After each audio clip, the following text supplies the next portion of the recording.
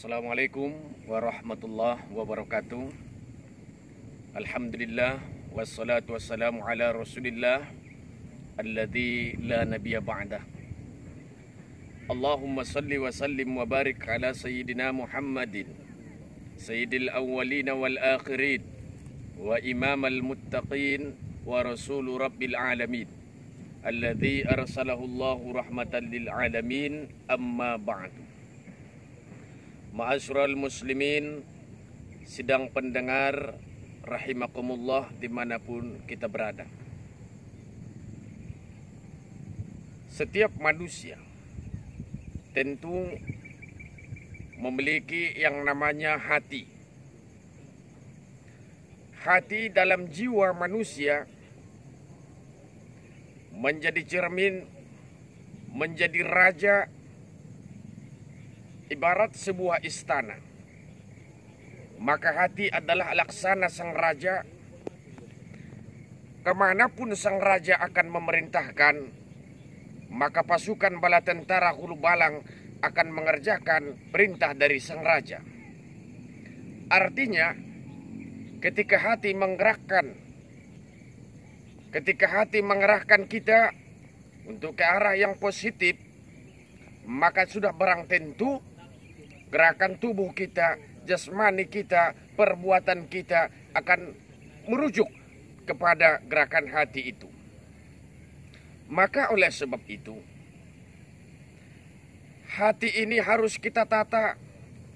Hati ini harus kita buat untuk senantiasa sibuk mengingat Allah. Jangan sampai hati lalai kepada Allah. Karena hati yang lalai akan semakin menambahkan kegalauan, kegelisahan. Dengan istilah sekarang, gegana, gelisah, galau, dan merana. Karena hati kosong untuk berzikir kepada Allah. Maka oleh sebab itu, hati ini pemberian Allah mutlak semata. Hati ini adalah salah satu raja dalam hidup untuk meniti dan menata jiwa kita untuk sampai kepada Allah. Maka hati harus kita jaga. Dan karena hati ini ada tiga. Yang pertama yaitu qalbun marid, yaitu hati yang berpenyakit.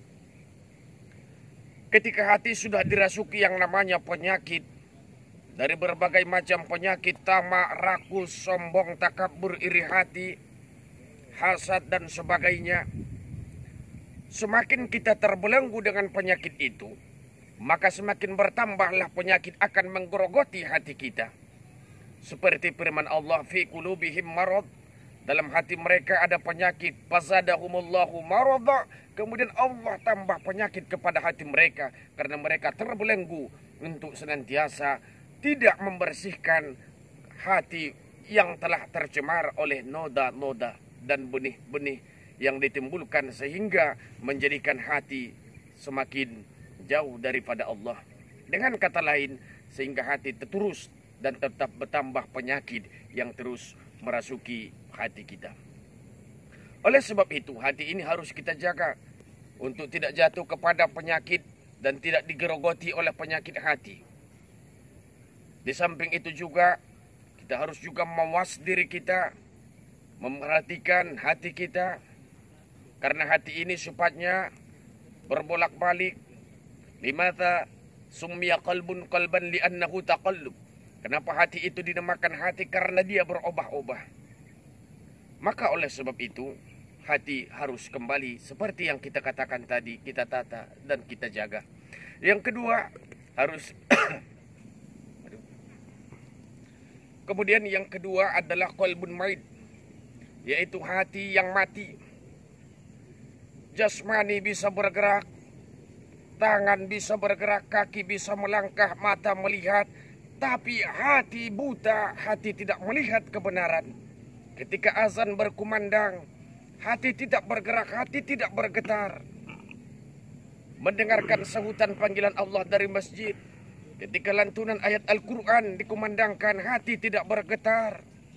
Artinya hati sudah mati daripada kebenaran. Kenapa? Karena hubbud dunia, cinta dunia.